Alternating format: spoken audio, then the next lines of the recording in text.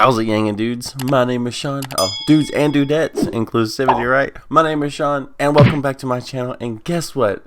Breaking news. We just qualified for the New Hampshire debate. ABC News, Washington Post released a debate qualifying poll putting us at 7% nationally, and another CNN UNH poll for New Hampshire has us at 5%. So, guys, just because we are making an extraordinary astronomical rise in these polls, peaking at the right time, doesn't mean that we stop fighting. We have to keep fighting as if we're pulling at 1 and 2%. Make sure you get your donations in. Okay, guys? Alright? So now, let's get into the story. Andrew Yang qualifies for the New Hampshire primary debate. After failing to qualify the debate in Iowa earlier this month, he has earned a spot in the next Democratic debate. And I would say he earned the last spot, was fourth most talked about. DNC just upped the qualifications and pushed him out. The only qualifications upping was he was the only candidate that pushed it out. So anyways, Andrew Yang will be back on the debate stage after failing to qualify. Yang is in 7th candidate to qualify for the debate, which he will be hosted by ABC News, WMUR-TV, and Apple News, joining Joe Biden, Pete Buttigieg, Amy Klobuchar, Sanders, Steyer, Elizabeth Warren. Okay, so to qualify, candidates need to hit 5% in 4 polls approved by Democratic National Committee, 7% in 2 polls in New Hampshire, Nevada, or South Carolina, and receive donations from at least 225,000 individuals. Alternatively, candidates can automatically qualify for winning at least one pledged delegate in Democratic conventional Iowa caucus. So Yang has already made the debate, and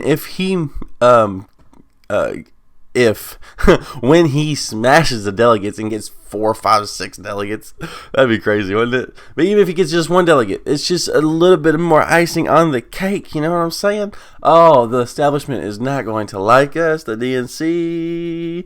Oh, let's just hope anonymous or Russians, air quotes, whoever wants to keep hacking them. Let's just keep things. Let's make sure that DNC plays a fair game, because whenever the game isn't rigged and it's fair, we blow the competition out of the water.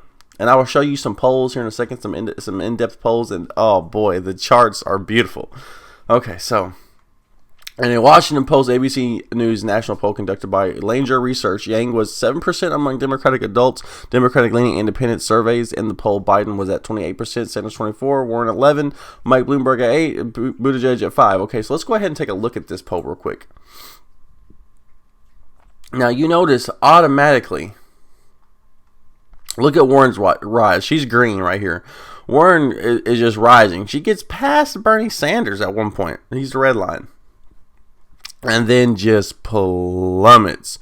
Off the face of the earth. And Andrew Yang, up a little bit and then kind of down a little bit, but overall staying steady. And then shoo, he's destroying everybody, especially Pete Buttigieg. Look, Pete Buttigieg, that wine cave stuff, man, and people, you can't get a word in edgewise with it. There's more protesters at this event than there is supporters. And boy, he is just, tell you what, whenever the caucus happens, you need to get Buttigieg supporters into the corner of Yang, because I don't think there's going to be too many there unless they're paid off on Craigslist, you know what I'm saying? Oh, man, so, excuse me, now, you see that that Joe Biden is he's kind of just staying steady, you know what I mean? But he will eventually. He's inflated. He's being propped up by the establishment. There's no way around that. Okay, so Yang has a 7 right here, and let's see. Yang is at a 10 over independent voters. He is steadily growing on that. And as opposed to black and white vote, he's more than Buttigieg. So there's that, you know what I mean? All right. So that's pretty much that poll. Let's get back to the story here. Okay, so a second poll released Sunday got Yang past the polling threshold in a CNN University New Hampshire poll in Granite State. Sanders was at least 25%, Biden was 16%, Buttigieg was 15%, Warren was 12%, Klobuchar was 6%, Tulsi Gabbard and Yang were at 5% each. Yang has the entrepreneur who has built a following attracted by the focus of automation and universal basic income proposal is the only candidate to qualify for the February debate thus far who did not participate in the January debate. Yang did not clear the polling threshold for that debate, but his campaign argued that if he would have had more polls, he had been conducted, right? It's 100% true, and thank you, Politico, for at least including that, even if it is at the very bottom of the article. February 7th debate, the 8th in the series of 12 planned debates, is sandwiched between the Iowa caucus 4 days earlier and New Hampshire primary 4 days later. Okay, so if we keep going, this is the 8th out of 12 debates. We're more than halfway there, guys. Okay, so if we keep this momentum, this Yang momentum going on, we're going to take this thing home, guys. We're going to upset the world. Oh, man, and everybody's Yang Gang. Everybody in the world is Yang Gang, and they just don't know it yet.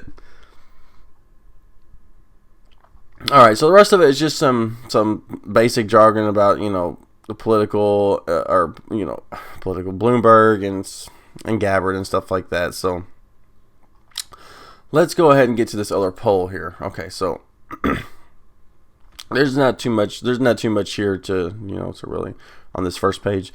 But if we get down into this second page right here, you can see that Andrew Yang, 51% as of July 2019, 51% of the people did not even know who Andrew Yang was or were unsure. Now that's only 17%. So people are starting to know about him. People are starting to know about him, and his numbers are this 51% starting to whittle away, and it's starting to translate into actual poll numbers. I think some people might look at that and say think it's bad, but I don't think so.